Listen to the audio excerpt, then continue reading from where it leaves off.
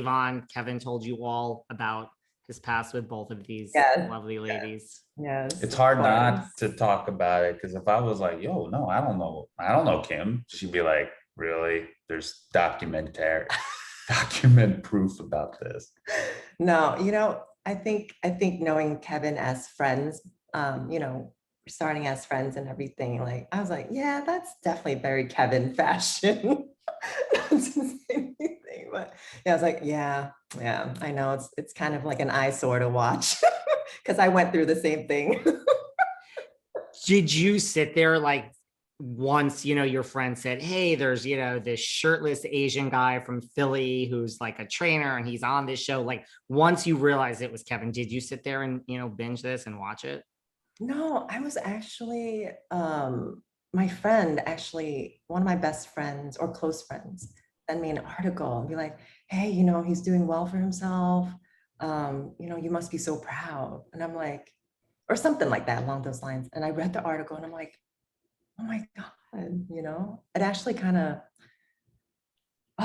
warmed my heart, even though I haven't spoken to him in like 7 years, not answering one DM, just kind of like kept my distance, very in a crazy way. But, And her defense too, and I keep bringing this up because it's not like she was purposely doing that. She had a boyfriend, so it's like I think a lot of couples in the past would still talk to their exes, and which is I think a disaster if you still talk to your exes while you're in a relationship. So that's what I mean by like that, like because I think some people could see it as like why did you not talk to him and then all of a sudden he's on a show? Well, it's because timing of things. She had a boyfriend, and then when yeah, she answered, she didn't. yeah, I wanted to give the respect to my boyfriend at the time as well. And I think I hope that, I mean, it looked like it panned out okay because Kevin actually told me like he respected me more for not answering or talking to him during those times. And I was like, oh, okay, you're not that mad at it, which is great. Did you know she had a boyfriend, Kevin? Like, do you just keep Oh trying? yeah, I knew it because this guy was in the picture before we broke up, and I warned her. I was like, "This guy's trouble." I didn't like him, to be real, like right away. And yeah, so my instincts were a little right, but look, you learn through shit. It's just every situation's so different. We were struggling artists back then. We all had roommates or lived in, like I said, a vermin filled, literally vermin, like Yeah, rats in the apartment. yeah, it was a It was a disaster. disaster. So like you Wow. things you need to do to Yeah. really make it. And like I said, people don't know this side of me. They think I just came on a skateboard and fell into this thing, but it was like, no, years before that, very lonely times, very sobering times, trying to get sober too and get my life back together. But yeah, 300 square feet and trying to make it. And we complain about some dust in here now, and it's like, wow, that old place was dusty and filthy. Yeah, I'm And like, who are we becoming? who did we become? You know? Well, this is what happens in season 3 of a hit Netflix TV show. Yes, Just embrace it. But no, I mean, you brought up a good point, both of you, and Kim even implied this in like the last episode of the season that, when she was talking to Kane at the table of like, who is this girl? And like, of course, now she comes around now that there is a hit TV show. And I mean, do you get that a lot? I mean, do you hear that narrative out there? I mean, you guys just mentioned it and Kim kind of brought it up. yeah, no, of course, like Kim was always a little protective and I think territorial. But yeah, I agree. Like, I think that's another reason why it appealed to Kim and I to be like pursuing anything, right? Besides what Kane did, right?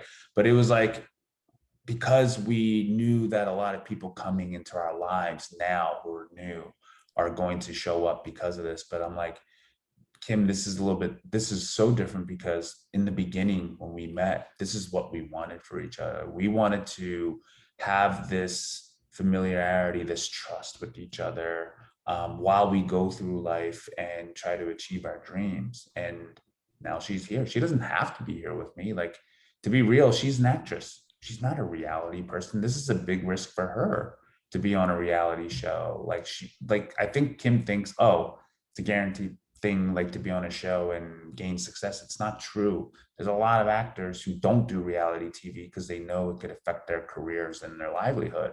So there's nothing without risks. And to be real, she was even talks about like how, to me personally, how like, man, this could look really bad on her, like because she was afraid that, you know, oh, just another girl. But I'm like, no, this is like, if we didn't break up, first of all, I don't think this would have happened, right? Because we would have still been in New York. We wanted to move to LA together, but we didn't have the ability to yet. Now I had the chance, and also too, partially because I was a single guy, you know, to be real, like it was just part of the show and part of my real life.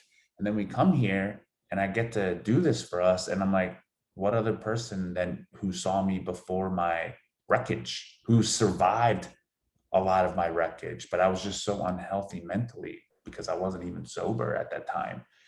She sees me now like thinking, oh, what a good guy, like he's a good dude. But I was like, I wasn't that good of a dude back then, you know, like I was drinking and drugging and not sober at all. And now It's a nightmare. it was a nightmare. And then she stood by me until it was just too much, you know, and now I got clean and sober, and it's like, okay, things are good, like let's do this together now, we have a real shot.